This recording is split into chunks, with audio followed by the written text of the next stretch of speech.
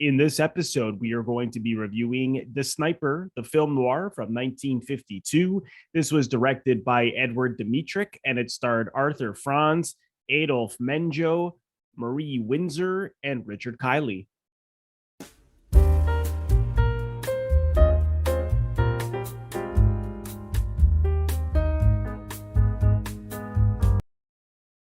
Welcome to Robert Bellissimo at the Movies. This is a YouTube video podcast where we explore movies from all over the world and talk about how those stories were told on film. I want to welcome back Duke Haney, who is a writer. He wrote the novel Banned for Life and an autobiographical essay book, Subversia, and Death Valley Superstars, which is a collection of essays, profiles, and a memoir.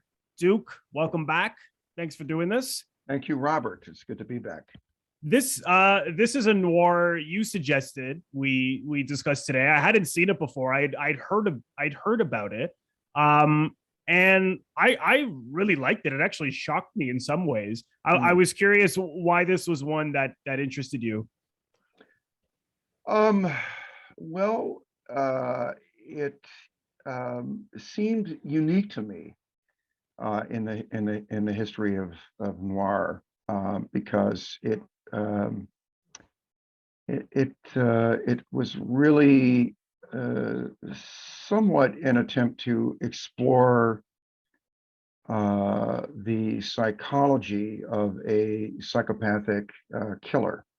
For example, in Kiss of Death, Richard Widmark, of course, plays one of the archetypal psychopathic killers. I've forgotten the name of the guy, the character, but Widmark, pushes the old lady down the stairs in a wheelchair, and he had that cackle, which apparently was imitated on playgrounds all over America, right, at the time of the film's release. But we don't have any sense of what's motivating him other than just pure gleeful malice. Right. This is a character who both does and does not want to kill. In fact, early in the film, we see him really struggling with the impulse. The film begins, the first shots of the film have him looking out of his window with his carbine at I think it's a couple that a man is walking a woman home after a date, and they're kissing, and we see a lot of that kind of thing in the film, but maybe we'll get to that in a bit. So already the killer he's not yet a killer, but this man is thinking about killing, and then he of course puts the carbine in a dresser, locks the drawer, and throws the key away. Not so far that he can't find it relatively easily. And then he places his hand on a hot plate in his room, in order to burn his hand, so that he's unable to use it to handle the carbine, and then goes to an emergency room to get treated. Oh, I left something out. He actually attempts to contact the psychiatrist at the prison where he was committed earlier, for striking a woman, we later learned, with a baseball bat. And so he's trying to get a hold of the psychiatrist to bring him to bring the sniper. I think his name is Eddie in the film. Is that right? Do you remember? Edward Miller. Eddie Miller. It was like a studio directive in those days that characters in films had to have these milquetoast names, these very vanilla names. The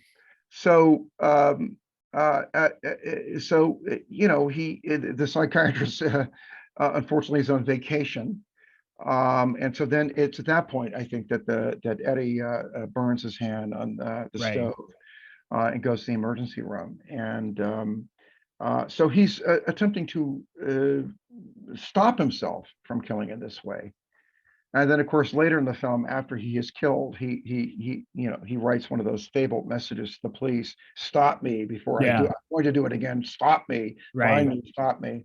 So the film interested me because at the time I first saw it, partly for that reason, because it was investigating the psyche Mm. of a psychopathic killer in a way that I don't know had been done that much up until that time, but also because Yeah, not to this length, that's for sure.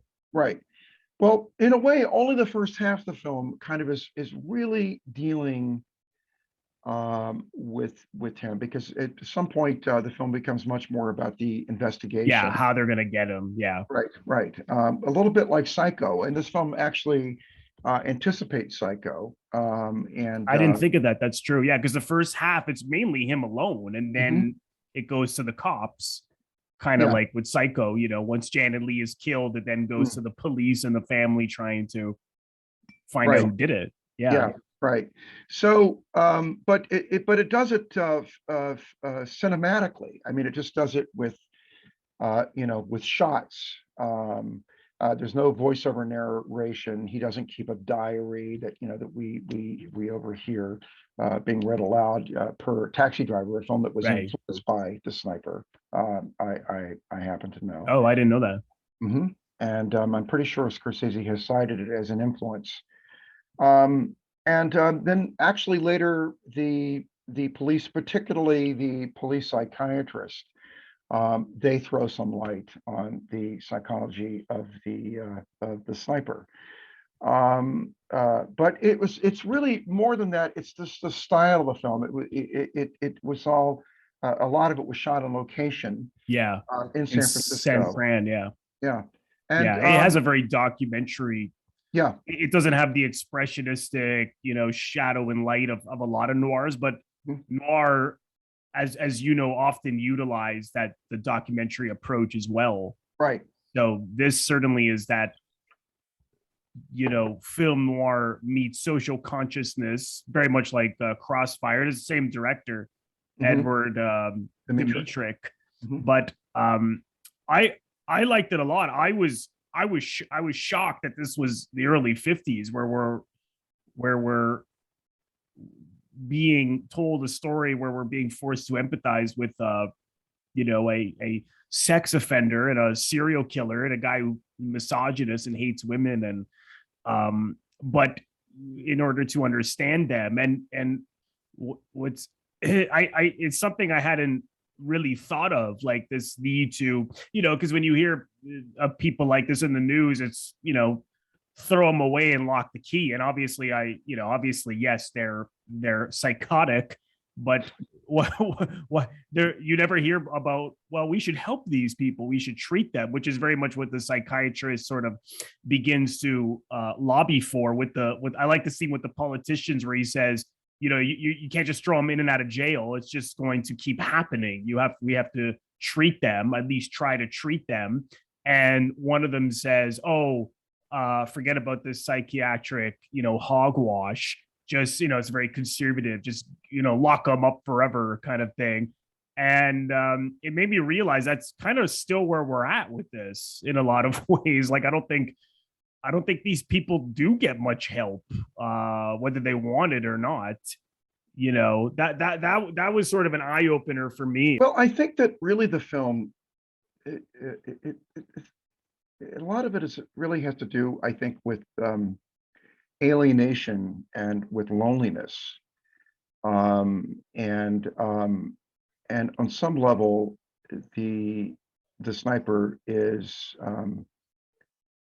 curiously a kind of Christ figure. He is sort of enacting on behalf of so many others like him. Uh, what I guess in a curious way they don't have the courage to enact. Um, you know, there's a moment in the film when um, the police are on a rooftop, and they spot what at a distance looks to be the sniper, somebody with a rifle on a rooftop peering down at pedestrians, and it turns out to be a teenage boy. Right. And so he's brought into custody, and he says to the police, you think that he's the only person like that? There are a lot of people out there like him, people who hate people. Right. And throughout the film, And he gets smacked for it. I think by he the does cop. get sued. Yeah. Of course, nowadays he'd get the police would be sued for that. Right. But but and there is talk in the film on the part of the police about copycat. There's a fear that there are going to be copycats. Yeah. But the film reinforces again and again how alienating then modern society was. I mean, the first part of the film is just there are lots and lots of shots of him walking around alone, Hmm. and of course he continually is observing strolling or necking couples. He's excluded from that. Right. He's overhearing these snatches of conversation. Yeah. And You see that in Taxi Driver as well. Now that you mentioned that it's very, I don't know how I didn't see it, but Travis has those same experiences looking at couples, stuff like that. yeah, he's likewise, on the outside of society. He's Yeah. Yeah. alienated. This person, of course, in the sniper, is of course dealing with a different type of psychosis than is Travis Bickle.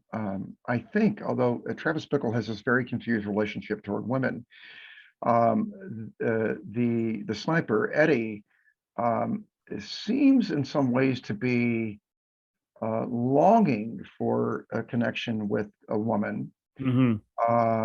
But at the same time, he is prohibited from doing it, obviously by something involving his mother. There's a moment at the beginning of the film, Yeah. when there's a little boy who's crying, and the boy's mother turns and slaps him in the face. So there's more than one. Yeah, and you see how much it upsets him. Well, he puts his hand to his cheek. Yeah. And he does this, and you get a strong impression that he had an abusive mother, and he even mentions to his landlord lady, his mother comes up and he says, "My mother didn't teach me anything," with such resentment. Yeah. As he was going up to his room. Well, and later the psychiatrist character played by Richard Kiley says something about, I think he's just thinking the effect of he's killing his mother over and over again. Yeah. Yeah. Which is, right in some ways, and I don't think right in others. But he is, I guess, in modern parlance, he is an incel, a term that it somehow rubs me the wrong way, along with the word selfie. A lot of modern parlance rubs me the wrong way. Like the word agency, whenever anybody uses that word in the modern application of it, I always want to say, do you mean William Morris? Because it bugs me somehow.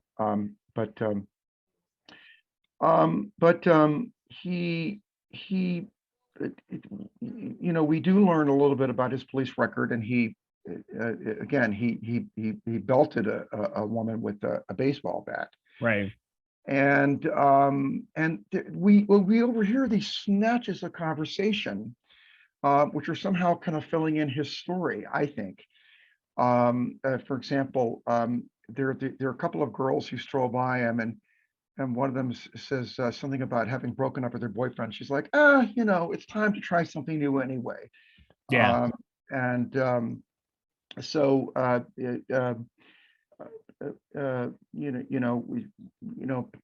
Possibly something like that went on with him in the past.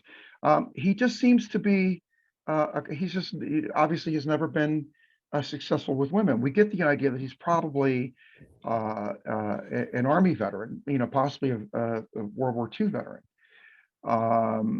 because there is some talk about the whole thing there's something tying that the carbine to Army experience. Actually, I was reminded a little bit of Lee Harvey Oswald with this character. In a number of ways. Lee Harvey Oswald lived in his final months in a boarding house with an elderly proprietor, kind of like this. Right.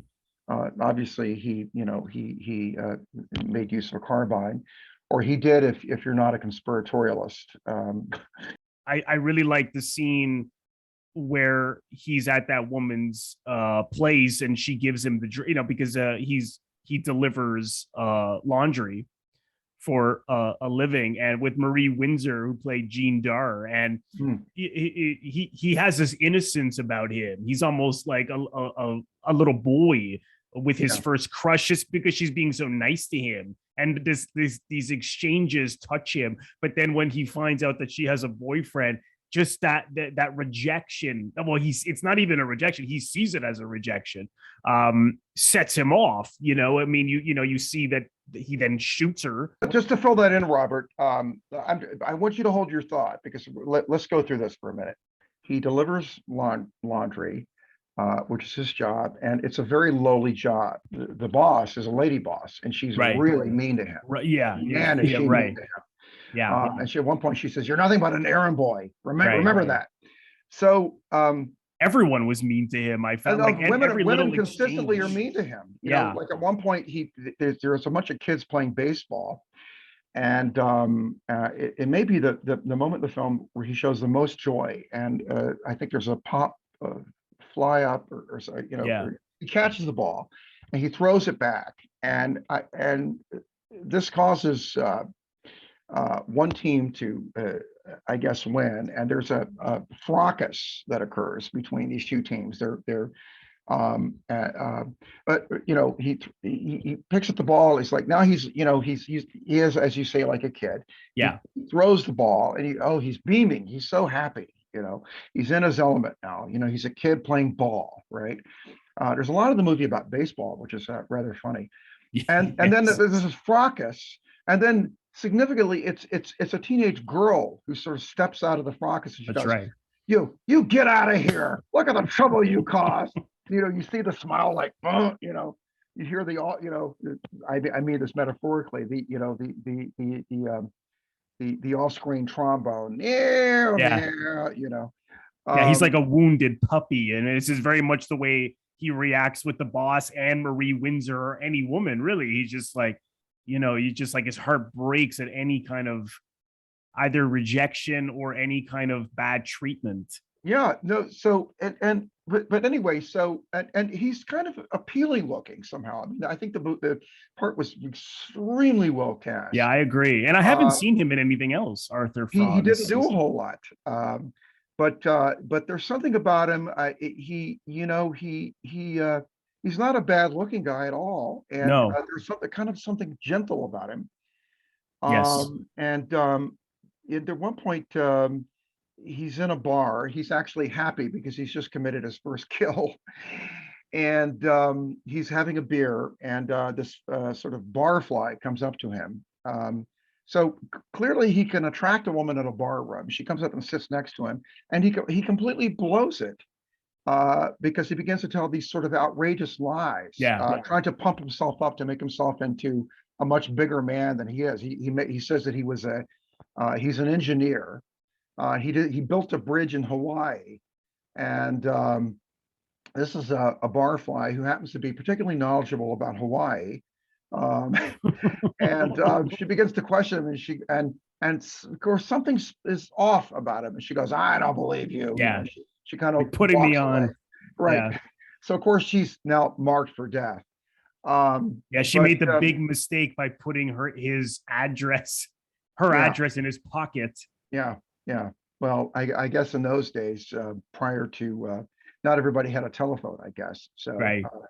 But it's basically writes it down on a coaster, paper coaster, I think it is, and hands it to him, and he's kept it. But with Marie Windsor, what happens is that, he goes to her place, and clearly they already have this friendly relationship. She refers to him by his first name. As you say, she invites him in for a beer. But here's the thing that goes on. Unwittingly on her part, completely unwittingly, she teases him, sexually teases him, because there's a dress that she wants to take with her. She's going out of town, and she goes, "Oh, there's a little stain on this dress. Yeah. And do you think you could get that out and do it as a rush job?" And he's like, "Well, sure." So then I think she's wearing the dress when he comes in. So then she goes into presumably the bathroom, while he's in the kitchen area with a beer that she's given him. So she's kind of, kind of like, "Well, hey, you want a beer?" I mean, again, she isn't aware that she's Yeah. that she's treating him as a man in a way. She's like, "Hey, come in," and she's, wearing this very nice dress, and would you like a beer? And then she goes into the bathroom, and we can hear her, and he can hear her undressing. Mm-hmm. And so, obviously he must be, and actually significantly, we see that, he's covered with sweat. I mean, the poor guy's like, she's getting naked in the next room.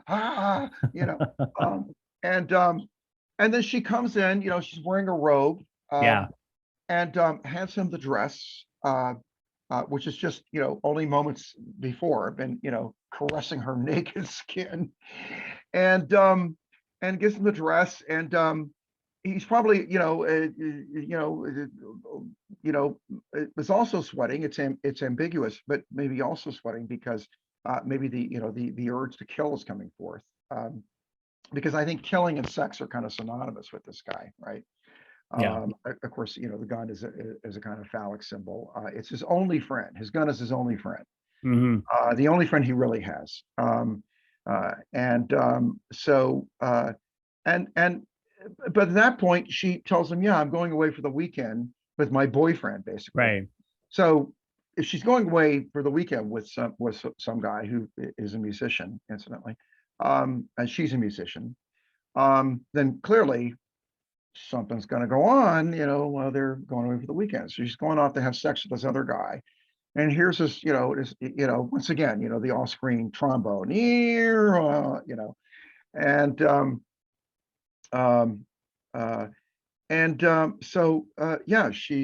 she has effectively seduced him and rejected him without knowing that she's doing any of that. Yeah. Right. She has never stopped to consider, I'm not saying that she should have, but how this might all read, in the mind of this guy in her apartment. Yeah. To her, it's perfectly natural to go and take off the dress and hand it to this guy. It never occurred to her that she might be exciting this guy, Right. who's standing near her kitchen. And then, of course, there's, I think it's one of the best sequences in the film, the scene where he's stalking her through the streets. Mm-hmm. It's just marvelous the way that this is all done. We see her, walking, and then I think he's either present in the upper part of the frame, or maybe it pans up to him, but then we follow him go, sort of running downhill, and then he runs down sort of downhill after her. Of course, this is all in, I think it's North Beach or somewhere around North Beach in San Francisco. It's incredibly photogenic, and she's a pianist in a bar. And there's this advertisement outside the club with her picture on it, through glass. And we see her, playing the piano. Film Noir just loves female lounge singers. I mean, I can name several that have it. And she works for a guy who actually in the same period was on I Love Lucy, at least a couple of times, playing various parts on I Love Lucy. But anyway, Oh, was he? Yeah, I recognized him from Crime Wave, which is another really good noir with. Oh, that's a great. Oh, yeah, I love that movie. I reviewed that recently as well. With I'll have to go watch your review of it. Sterling Hayden. Yeah. Oh yeah. No, I'm a big I love Sterling Hayden. But and then she walks outside and it's just this shot. Oh, I think it's just one of the I really think that all of this is just a great sequence, but I think this is one of the great shots in noir when he shoots her Yeah, and the glass explodes yeah, behind her. She falls from the frame. And then I think there's a light on the display case, with her picture in it, and the light goes off, you know. And then I yes, think it cuts actually to the face of a young girl in the crowd, and the crowd of voyeurs. And that's another thing that the film touches upon. Again and again, we see these crowds of voyeurs, these sadistic people like, what happened? Somebody got killed. I'd like to kill him. I'd like to do more than kill him. right. I would like to, you wouldn't even, you'd have to leave me alone for them for days. It's this kind of thing. And they all hate the police too. They're like, Yeah, what are the police doing? Nothing. They're good for nothing.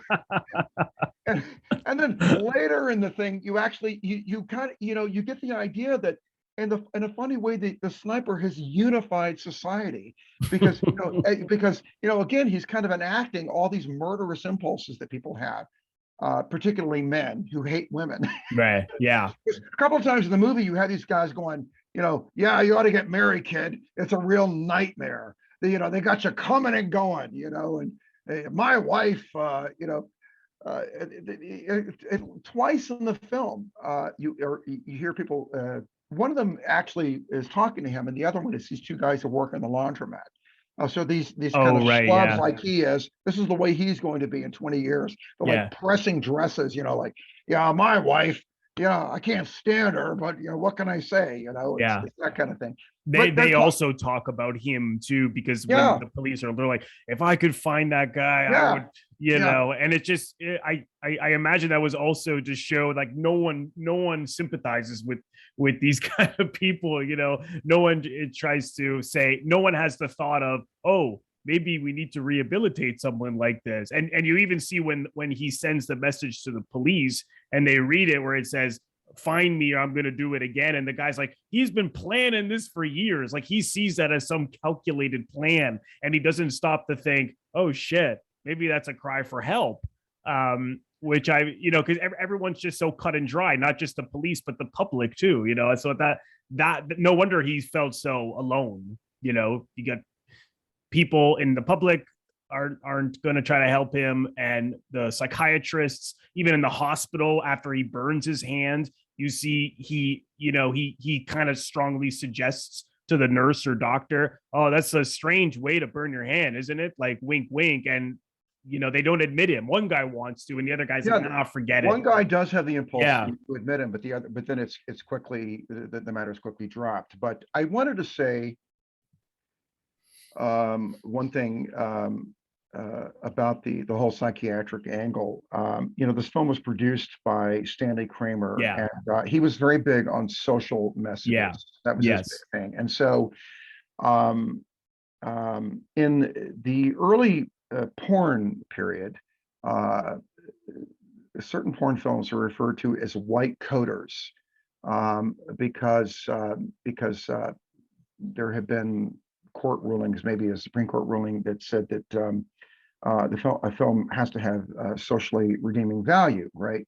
So one way to get the hardcore porn feature films out there was to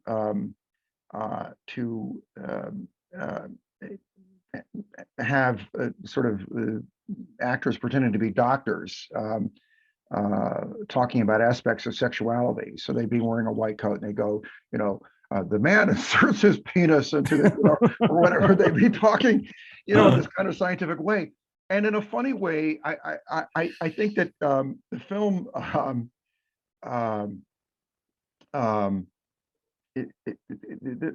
there is that moment of the film that you mentioned earlier, where it's basically the press meets with the city government, and yes, the government's kind of like, you, the press, are to blame. And the press is like, no, you, the city, and the cops are to blame. yeah, And then the psychiatrist played by Richard Kiley gets up and he makes this, speech, and it's kind of like the white coat speech. It's like we need to, we need not to punish, but to practice psychiatry. We need to help these people. But let's face it, there really is no helping these people. If there could have been no helping Ted Bundy. This is how I see it anyway. If you have that kind of psychology, I just don't think there's anything that can be done. Well, that's what I wondered about that, because I was like, how can I don't when they have that much hate towards women for various reasons. It goes beyond hate. It's beyond hate. Well, it's murder, it's violence, it's rape. It's sex and violence are all intertwined together. At the beginning of the film, there's a preamble, by the way. I thought this was kind of inadvertently sort of funny, but there's a preamble. There's titles on the screen that talk about sex killers. Yeah. And this country, there are like 300,000, sex maniacs. And it goes, this is the story of one whose enemy was womankind, or something. Right. Like that. And there's this one chord that's being played. It's very ominous and effective. One chord that's being played, at low volume under these title cards, and it has, and the final title card has something to do with, this is the story of one whose enemy was womankind. And then it cuts to the Columbia lady.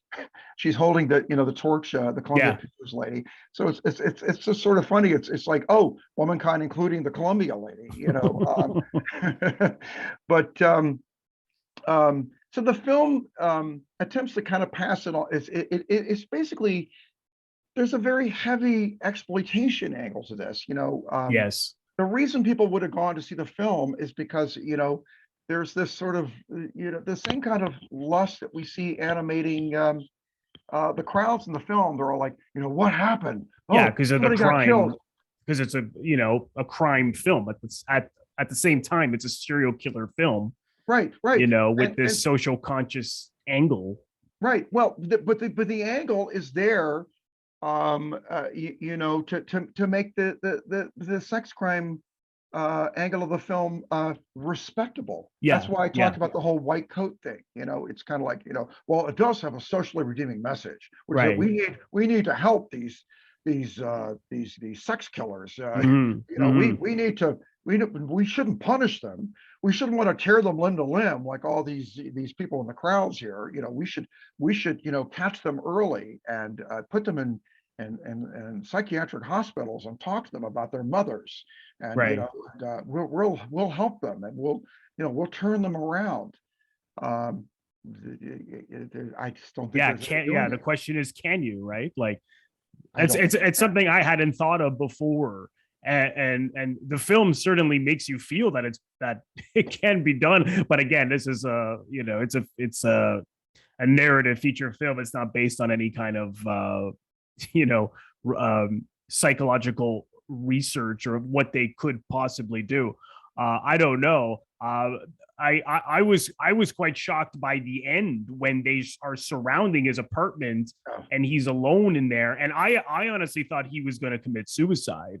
And then when they go in there and there he is just with the tear in his eye, I was just like, again, it's like the innocent boy, which some people, that was kind of the mixed reaction I read online, is that some people felt there's a lot of really good things in the film, but then perhaps it's a little too sympathetic. So I don't know what you thought. That's just a very typical, in my opinion, 21st century approach. To things. Because how dare any of us empathize with a person like this?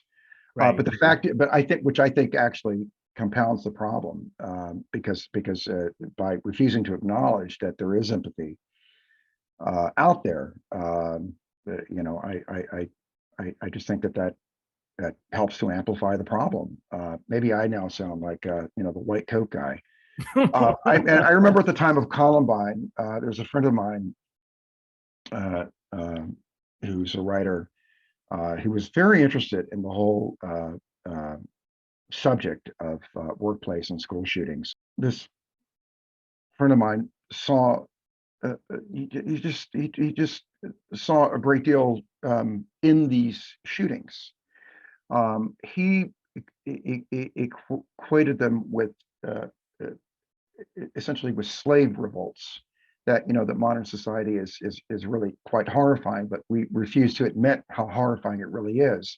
And these people are basically just snap because everything is just so horrifying and go amok. But specifically with regard to Columbine, he said, actually, if you go check message boards and that kind of thing, you'll see that there's a lot of empathy for the Columbine killers.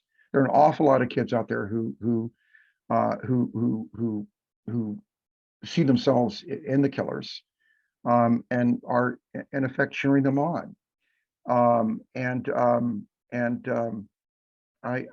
just think I just think that kind of empathy has to be admitted. Yeah, you have to in order to understand why they do it. Otherwise, it's just the black and white. Oh, they're evil. They're all, but why are they evil? I suppose that's what the film was getting at. Like, if we just keep opening and shutting these cases, it's just going to keep happening over and over again. So you have to empathize with them in order to understand them. That's what I took from it. Yeah. I just wonder perhaps if I mean, they do show him doing, I mean, obviously he's killing and murdering. I don't think it was too much on the empathy side, because, you see what he was capable of.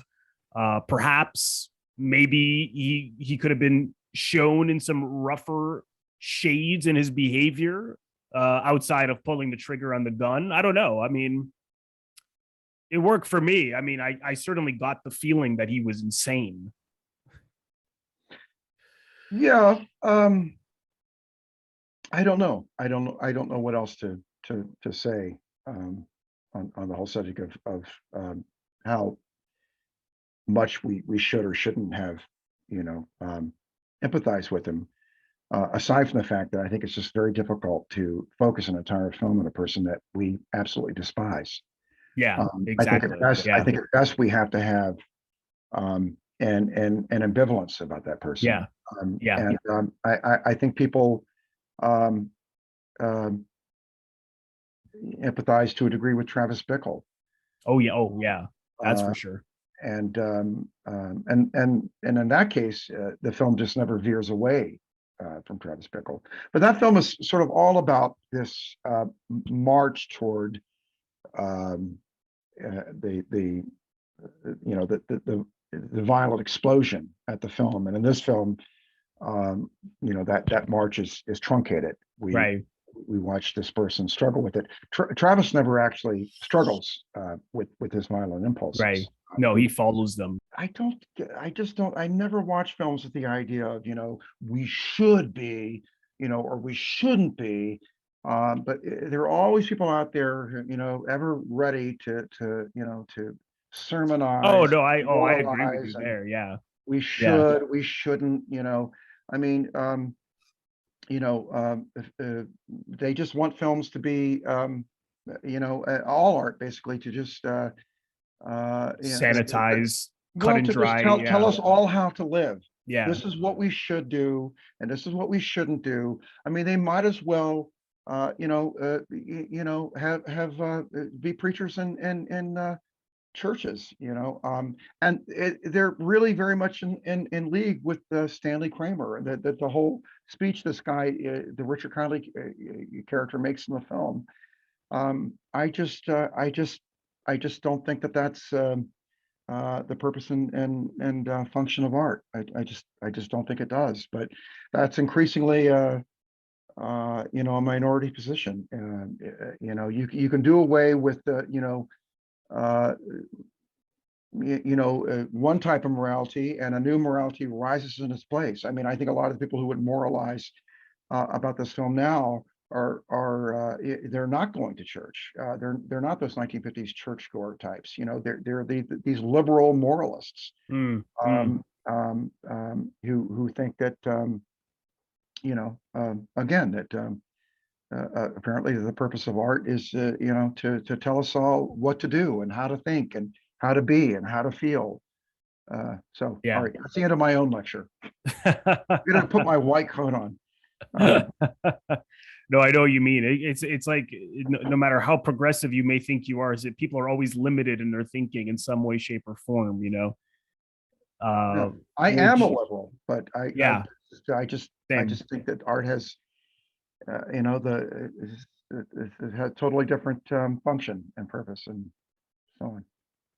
Yeah, no, I agree. I mean, I think to be in most films, I in a conventional film that he would be the total supporting character, the antagonist, and the Mhm. protagonist would be the cops trying to find him. A little like the Naked City, which is a noir I quite like, very different Mhm. procedural. Yeah. Uh, and now it's flipped. It's like you're being forced to empathize with this guy, and that's much harder. And then you have to sort of confront someone that may scare you, that his psychology is beyond yours, and as you said, the ambivalent feelings. And I'm still quite sort of thinking about it in a lot of ways.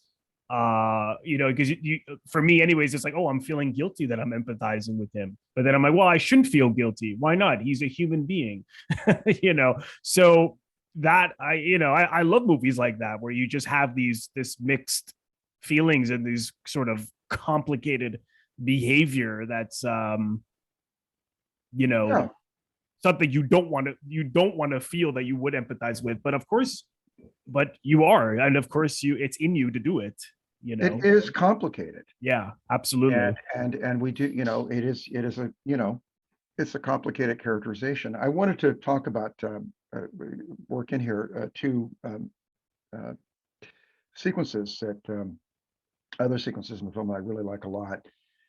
One is the bit where Eddie is roaming around a carnival, and he happens upon a woman who's in one of those Oh yeah, yeah, dunking pool. yeah, She's sitting on a board, and the idea is you throw balls at a target, yeah, and if you hit the target, the board collapses and the person goes into the water.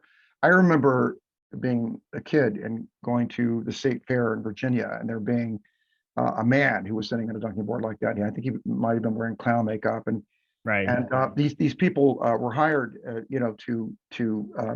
to basically jeer at the crowd, antagonize the crowd, and so they would, lip off and say, "Hey, what are you, stupid?"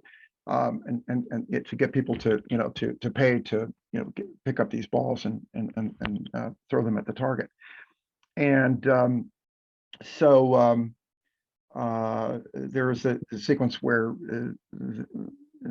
um, Eddie gets these balls, and of course, hits the target again and again, and the woman keeps going down to the water. And at yeah, first, she's and so continues to insult him, and then very quickly she gets the idea that yeah, this is something else entirely. yeah. He looks in like ferocious, like he's like like he wants to kill her with those balls. He's Well, throwing one after he ends another. up, once again, we get the baseball thing going on Yeah, here, but that's how they catch him too, right? Was the well, I was going the to say that baseball connection. it's ultimately feminine intuition that cracks the case. Yeah, It's this woman um, tells the police, "I think the sniper is this guy who, I mean, this hmm, happens off camera, but I mean, he literally is throwing balls at the cage yeah, where yeah, she is, and he stops throwing at the target and goes yeah, directly at her, and he's just throwing them one yeah, after another with rage in his eyes, and she reports him to the police, and that leads Adolphe Menjou to go because they've already pulled up a file on him. I wanted to say there's another police character, a policeman character in the film, by the way, he's quite interesting. I don't know the name of the guy, but there's Sergeant Ferris, I think his name is, and it's quite funny because he's kind of the total antithesis of the sniper. I'm sure this was conscious. So he's clearly a ladies' man. And at one point he's like, yeah, the sniper's getting in the way with me and my girl or something, because the guy's having to work all these long hours. So this is a guy who clearly, I know he was totally like just wanting to go home.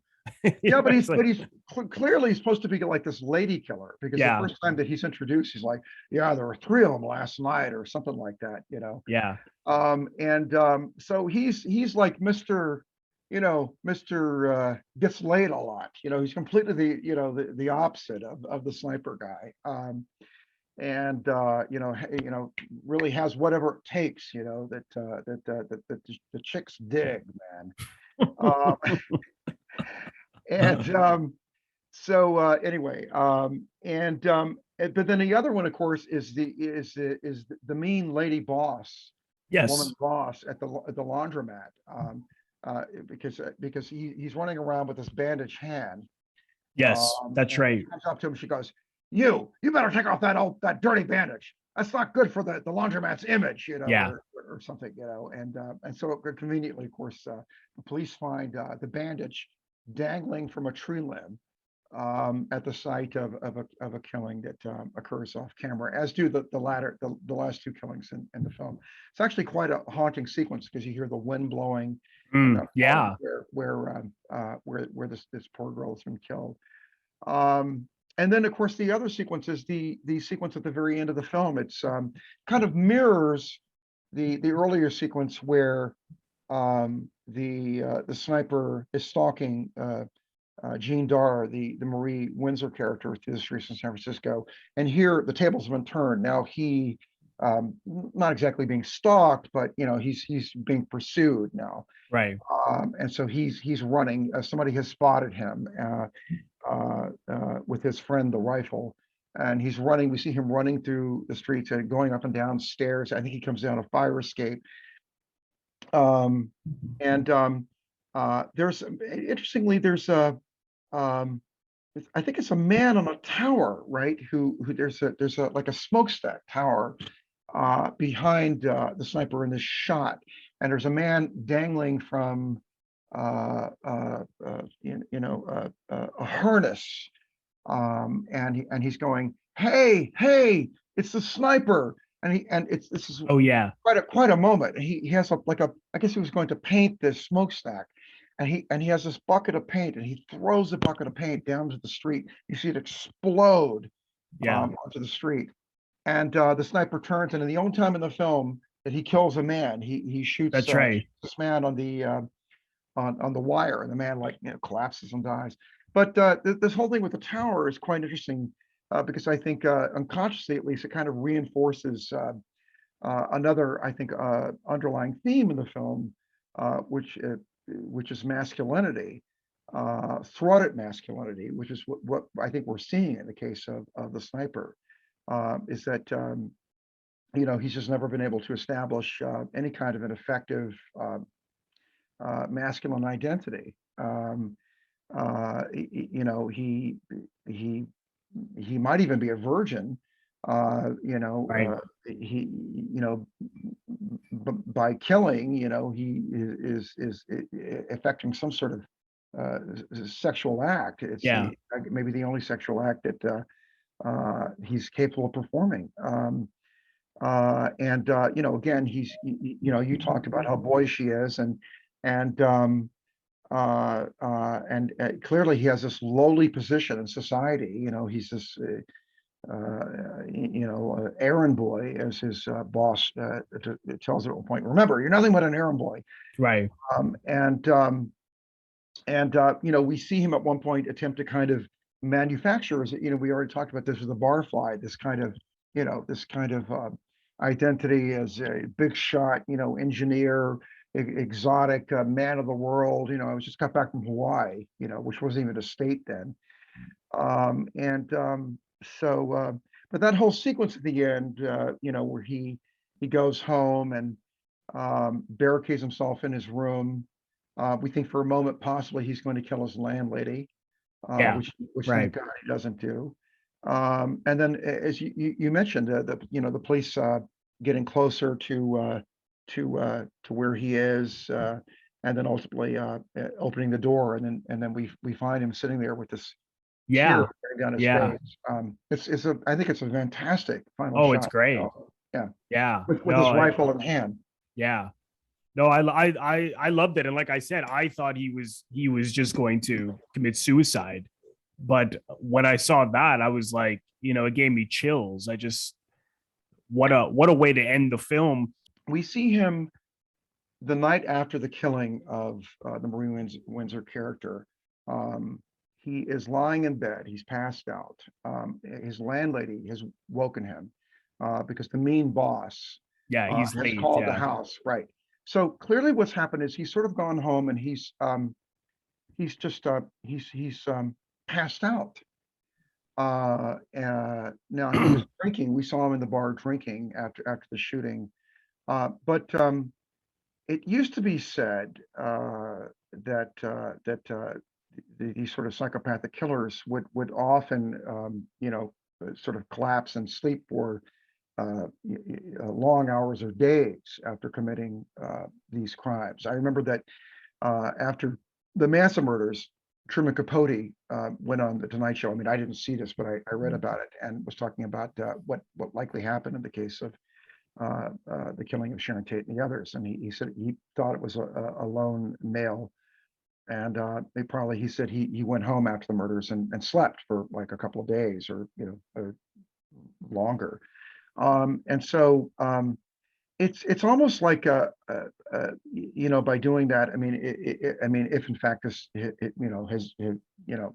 was a consistent trait of killers, like you're creating kind of a break between the act and the resumption of one's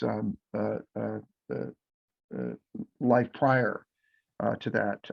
But it's also like an act of forgetfulness. So, you kind of have to wonder if momentarily if he's even forgotten that he did. I wondered about that too. I thought that would, I mean, if, that's a strange thing to do to That go he's and kind of put sleep. it completely removed it from Yeah. his mind. Yeah. And Like it was so normal. Like, oh, like it's well, just, it was like he's disassociating himself. yeah. This is a way of that was the missing word from what I was trying to articulate earlier. He's disassociating himself from the crime.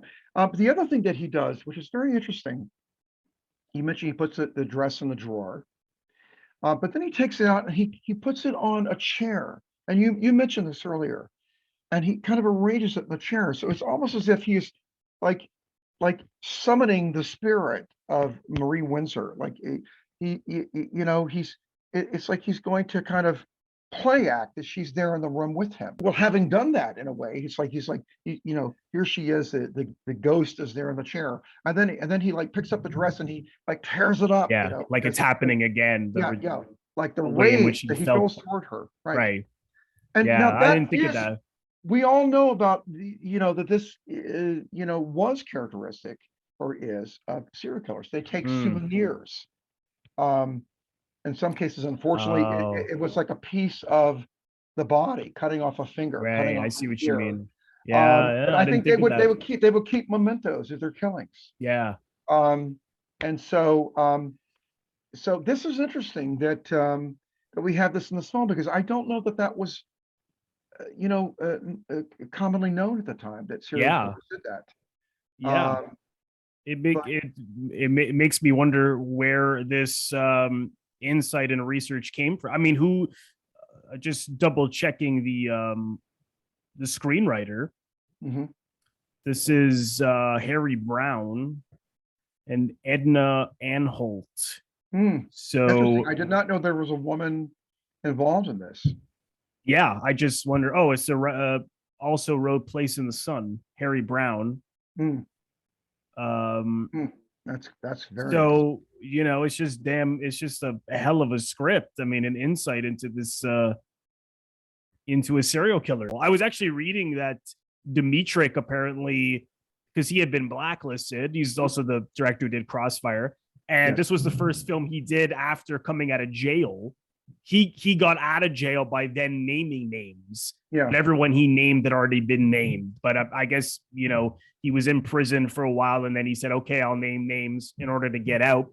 And this was the first film he did.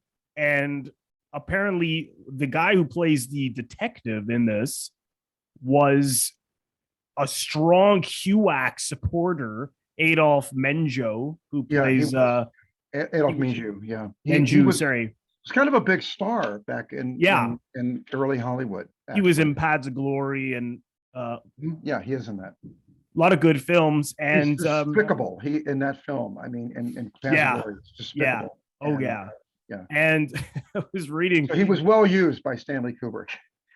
Certainly. And I was reading that apparently they asked him, why would you work with Dmytryk if you are so against, communism and apparently he had said, I did it because I'm a whore.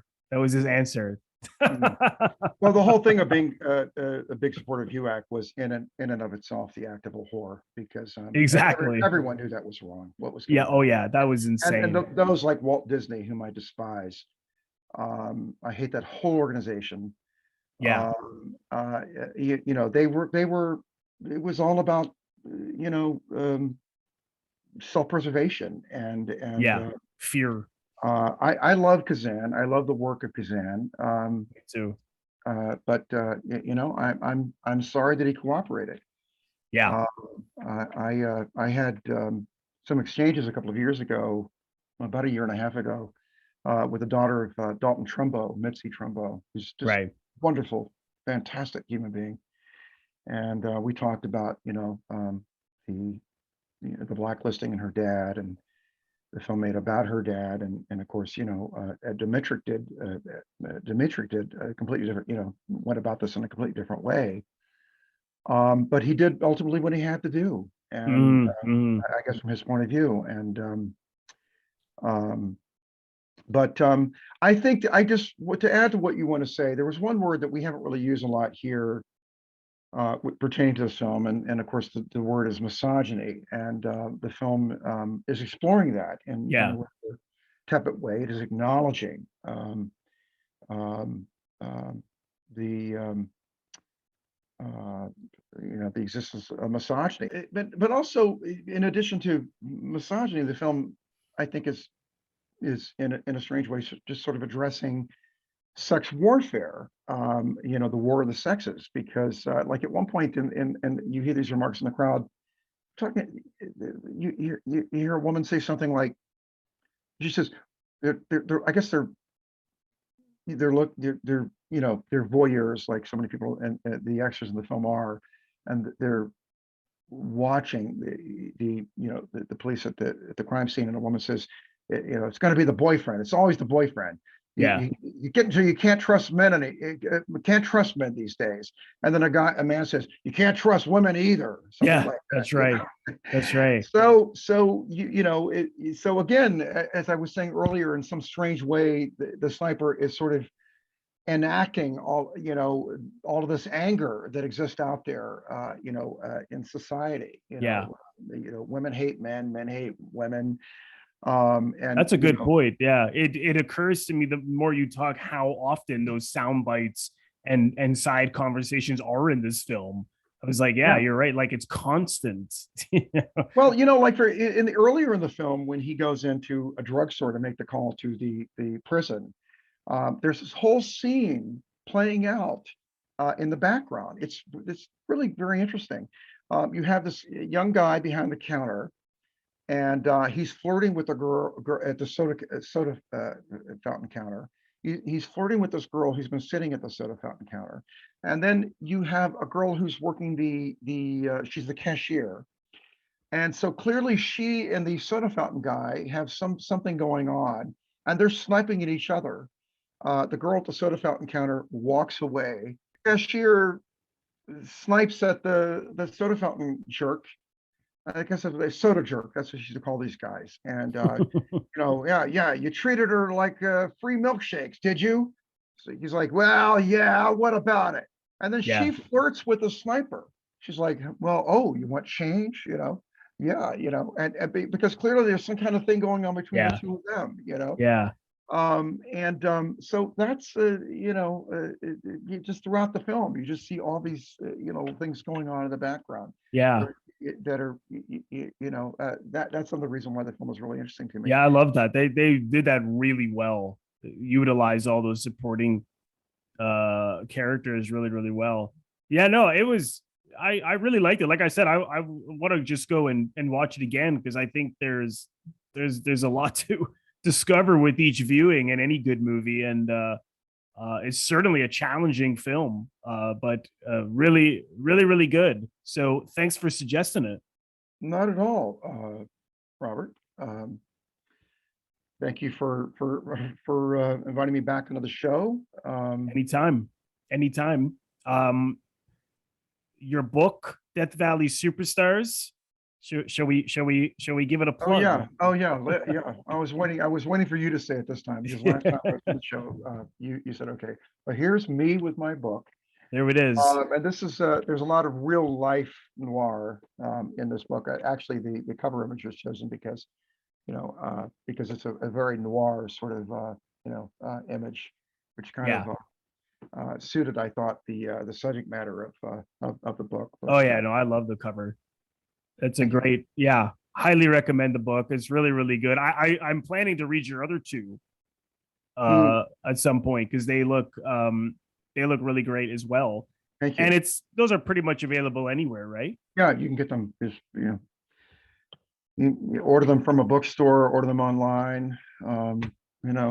Help a poor writer out, will you? Thank you so much, everyone, for watching and or listening. If you are currently listening to this on the audio version of my YouTube channel and you've run out of episodes to listen to, head over to the YouTube channel where every single episode that I've ever recorded can be found, youtube.com/Robert Bellissimo at the movies. I also want to thank all of my members on Patreon. If you are interested in becoming a member of my Patreon, head over to the link patreon.com/Robert Bellissimo at the movies for full details. Patreon is bonus content created by me month in and month out, and it is based on polls that I put out at the beginning of every single month, which will make you very much part of the decision making as to what I record month in and month out on Patreon. So if you like my work and you're interested in supporting me over on Patreon, head over to the link for full details. And if this is your first time here on my YouTube channel, please consider subscribing by pressing the Robert Bellissimo at the movies logo. You will see it floating above my head in the top left corner to your top left in just a second. Just click on that and then click the bell in order to get a notification every time I release one of my new episodes or when I go live.